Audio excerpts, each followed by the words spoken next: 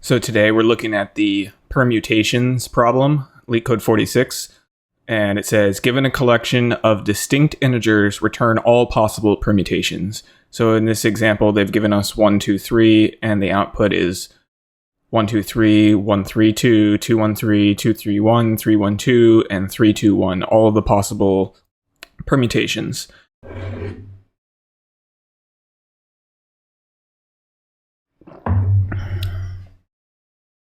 So we're given the numbers 1, 2, and 3, and we need to build all the permutations.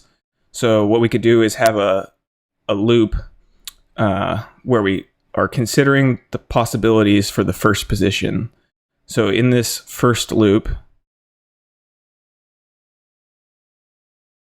we're going to try 1, 2, and 3 for the first position. Then inside of that, we're going to have a second loop via a recursive call where in the first position, or we're trying the possibilities for the second position. And now we can't reuse a number twice. So when we're considering one of these possible numbers, 1, 2, and 3 for the second position, we have to make sure we don't try what's already been used in the first position in that path. So we make a recursive call here and we try a 2. And inside of this recursive loop, we're also trying the 3. Likewise, for the 2, we're going to try the 1 and the 3 in the second position. And then in the case where we've selected 3 for the first position, we can try a 1 or a 2 for the second position. And then this is going to recurse again, where we're trying the third position. And here we can select a 3.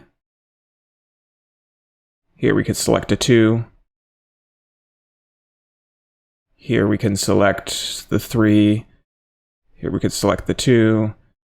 Here we could select the 2. And here we could select the 3.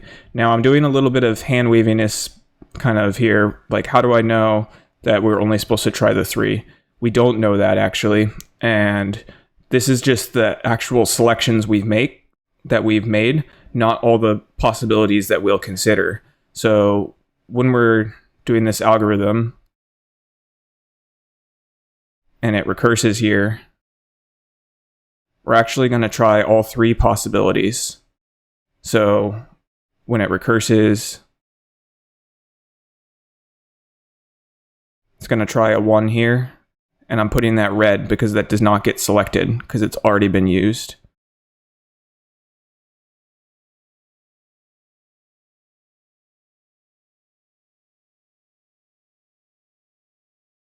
And then likewise, in the third position, it's also going to look and see, can I use a 1? No.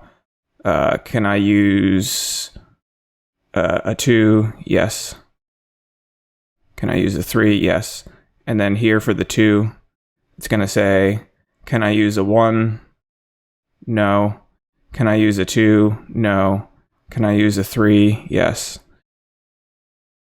So we're going to try every possible combination, like 1, 1, 1, but we're going to throw those out. We're going to cut that off. And so actually we'll cut the recursion off here. So we won't even go down this path. Because when we get here and we see we can't put a 1 here, there's no need to try other combinations that have the 1 there, right? There's 3 different combinations that I just crossed out that had a 1 in the second position. The combination where it's 1, 1, 1, the combination where it's 1, 1, 2, and the combination where it's 1, 1, 3. And we don't even need to explore down that path. We'll just cut that off. Here we cut it off, but it was already done anyways. And so in this manner, we only try the valid possibilities, which are these ones. So they give us this permute function that takes in the numbers. I'm going to use this as a driver function to drive our recursion. And then I'm going to have a helper method that I'm going to call backtrack, which is going to be defined down here. It's going to take in the numbers. It's going to take in the output set of permutations we've built up, it's going to take the current path that we're considering and then a depth that we are in the recursion. And so we're going to need a base case when path is full. We're going to need a loop to try nums in current position, which is based on the depth. We're going to need to return the set at the end, and within this loop, we need a guard clause. We need some guard logic, a guard clause to bail out if we've already tried this number in the path already. So prevent repeating numbers. So for the base case, we're just going to say if the path length is equal to the number's length, then we are going to, let's just say, add the path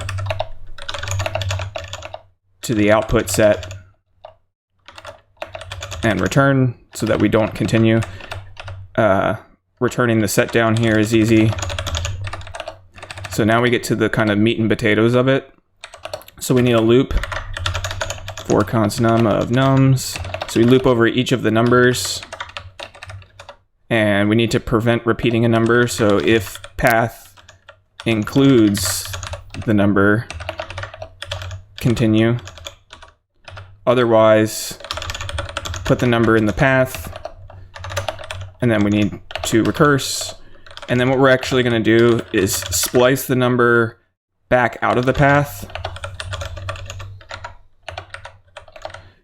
And so we're putting the number in the path, we're recursing down, and then taking it off of the path so that we can put a different number in its place. So the first time through this loop, it's going to put a 1 in the path and then do its magic recursion. And then after it's built up all of the output where the 1 is in the first position, we need to remove the 1 from the first position because we're done considering all the possibilities with the 1 in the first position. And the next iteration of this loop, it's going to put the 2 in the first position of the path, if that makes sense. And so because we're mutating this path down here, we need to clone the path before we add it to the output set here. So we'll do array.from, which is just going to clone the array. It's like a deep copy kind of idea from the path. And then return the set. And then our recursion here is just going to say backtrack nums output path, just passing all the things in, except for the depth is the only thing that's changed. We're going to add 1 to it. Let me just clean this up here so it fits on one page. And let's see. We need to fill in this boilerplate here and return.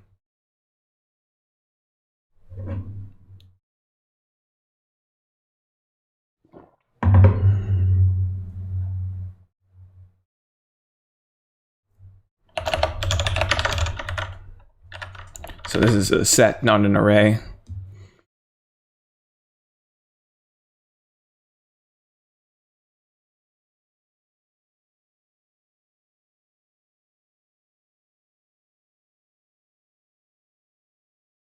And this is called output not set.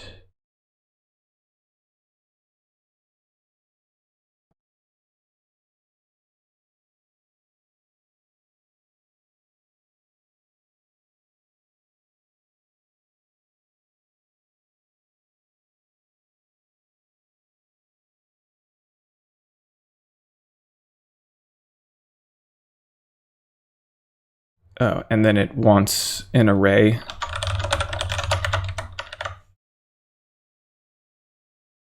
Instead of a set.